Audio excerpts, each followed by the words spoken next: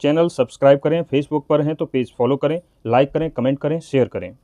जब श्री राम ने भरत को वापस अयोध्या भेज दिया तो उसके कुछ दिन बाद ही श्री राम लक्ष्मण और सीता सहित दंडकारण्य वन की तरफ चले गए।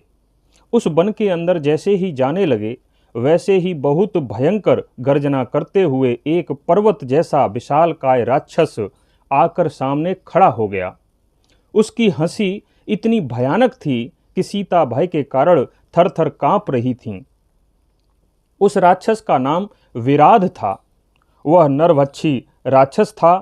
वह भयानक राक्षस एक लोहे के सूल पर 3 शेर, 4 बाघ, 2 भेड़िए, 10 चितक वरे हिरण और 1 हाथी का सर लटकाए हुए श्री राम, लक्ष्मण और सीता की तरफ बढ़ रहा था। उसके शरीर पर मांस लगा हुआ था। ऐसा लग रहा था मानो अभी किसी जानवर का मांस खाकर ही आया हो। वह विराध नाम का राक्षस बहुत भयंकर गर्जना करते हुए सीता जी की तरफ लपका और उन्हें अपनी गोद में उठाकर थोड़ा सा पीछे हट गया और खड़ा होकर हंसने लगा। वह राक्षस विराध कहने लगा कि तुम यह सन्यासियों का भेष बनाकर एक सुंदर स्त्री के साथ और हाथ में तलवार लेकर इस दंडक वन में गलती से आ तो गए हो, लेकिन अब यहाँ से जीवित वापस नहीं जा सकते। लगते तो तुम तपस्वी हो, लेकिन फिर स्त्री को अपने साथ रखकर क्यों घूम रहे हो?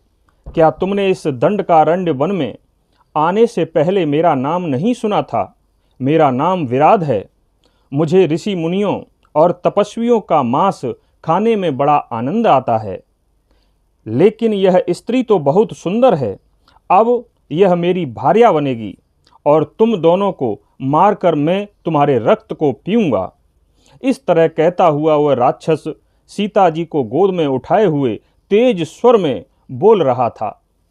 सीता जी उसकी आवाज और उसके भयानक मुख और विशालकाय शरीर को देखकर थर थर कांप रही थीं। श्री राम सीता जी को उस राक्षस की गोद में देखते हुए बहुत दुखी हो गए और कहने लगे कि हे लक्ष्मण, इतना दुख तो उस समय भी नहीं हुआ था जब मैंने राज्य का त्याग किया था और जब मैंने पिताजी की मृत्यु का समाचार सुना था, लेकिन यह तो असहनीय बात है जो मैं देख रहा हूँ। अब यह राक्षस बचेगा नहीं। तभी विराध तेज आवाज में फिर से बोला, अरे दोनों तपस्वियों, तुमने सुना नहीं मैं क्या पूछ रहा हूँ? तुम दोनों कौन हो और मेरे हाथों मरने के लिए कहाँ से आए हो?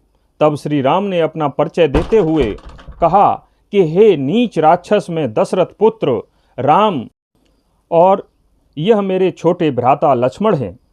ये मेरी पत्नी सीता हैं। हम किसी कारणवश इस वन में विचरण कर रहे हैं। हम यहाँ पर अपनी इच्छा से आए हैं।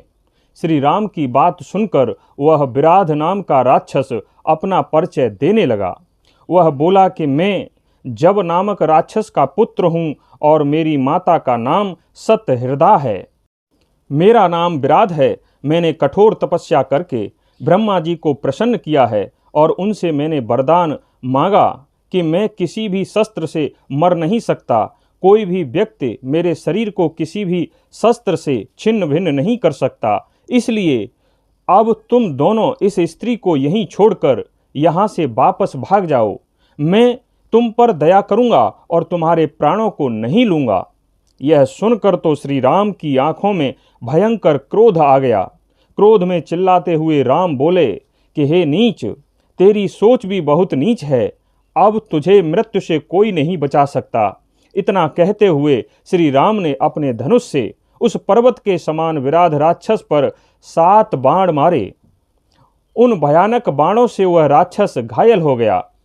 उसने सीता जी को अपनी गोद से नीचे उतारकर दूसरे पल ही अपने हाथ में शूल लेकर ऐसे खड़ा हो गया कि उसको कुछ हुआ ही नहीं। तभी दोनों भाइयों ने उसके ऊपर बाणों की वर्षा कर दी, लेकिन वह विराध नामक राक्षस ने जैसे ही अंगड़ाई ली, सारे बाण नीचे गिर पड़े। उसे कुछ नहीं हुआ, फिर खड़ा हो गया।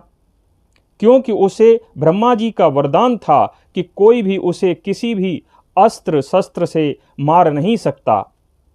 उसके बाद क्रोध में भरकर भयंकर गर्जना करते हुए उस राक्षस ने अपने शूल को राम और लक्ष्मण की तरफ तेज गति से फेंका। वह आग के समान प्रज्वलित हो रहा था, लेकिन श्री राम ने अपने बाणों से उस शूल को दो भागों में काट डाला। इस प्रकार उस राक्षस का शूल कटकर नीचे गिर गया। उसके बाद दोनों भाई तलवार लेकर उसके ऊपर टूट पड़े। राम और लक्ष्मण के भयानक आघात से घायल होकर उस राक्षस ने दोनों हाथों से श्री राम और लक्ष्मण को उठाकर अपने कंधों पर बिठा लिया और उस वन के अंदर भागने लगा। उधर राम और लक्ष्मण को राक्षस जब ले जा रहा था तो सीता जी भय से व्याकुल होकर चिल्लाने लगीं कि मुझे यहाँ क्यों छोड़े जा रहे हो, मुझे कोई जंगली जानवर आकर खा जाएगा। उस भागते हुए राक्षस से सीता जी प्रार्थना करने लगीं कि हे राक्षस राज, तुम इन्हें छोड़ दो। लेकिन तभी मौका पाकर श्री राम ने उस राक्षस की दाईं भुजा तोड़ दी और लक्ष्मण ने उसकी बाईं भुजा को तोड़ दिया। उसके बाद वह राक्षस भयानक गर्जना करते हुए मूर्छित होकर नीचे गिर पड़ा। उसके बाद श्री राम और लक्ष्मण ने विराध को अपनी भुजाओं से, लातों से, मुक्कों से उठा उठाकर पटकना प्रारंभ कर दिया। इधर से उधर पकड़कर उस राक्षस को रगड़ना प्रारंभ कर दिया। तलवारों से कई वार किए, बार बार उसे घसीटते हुए इधर से उधर ले गए, लेकिन फिर भी वह खतरनाक राक्षस मर ही नहीं रहा था, क्योंकि उसे तो ब्रह्मा जी का वरदान था कि वह किसी भी शस्त्र से नहीं मरेगा। तब श्री राम ने लक्ष्मण से कहा कि हे लक्ष्मण, इस राक्षस को ब्रह्मा जी से वरदान प्राप्त है, इसलिए हम इसे कितना भी मारें यह मर नहीं सकता। अब एक ही उपाय है कि यहाँ पर बहुत बड़ा गड्ढा खोदा जाए और उस गड्ढे में इसे दबा दिया जाए। जब यह राक्षस पृथ्वी के अंदर दबा दिया जाएगा तभी मरेगा। फिर लक्ष्मण जी ने एक बहुत बड़ा गड्ढा खोदना प्रारंभ कर दिया। जब विराध राक्षस मरणासन्न अवस्था में आ गया तब भगवान राम से प्रार्थना करने लगा कि हे प्रभु, मैं इस जन्म में राक्षस एक साप के कारण बना हूँ। दरअसल मैं तुम्बरु नामक गंधर्व हूँ। कुबेर ने मुझे राक्षस होने का श्राप दे दिया था। एक दिन मैं रंभा अप्सरा में आसक्त था, इसलिए उस दिन मैं ठीक समय पर कुबेर की सेवा में उपस्थित नहीं हो पाया। इस कारण से क्रोधित होकर कुबेर ने मुझे राक्षस होने का श्राप दे दिया।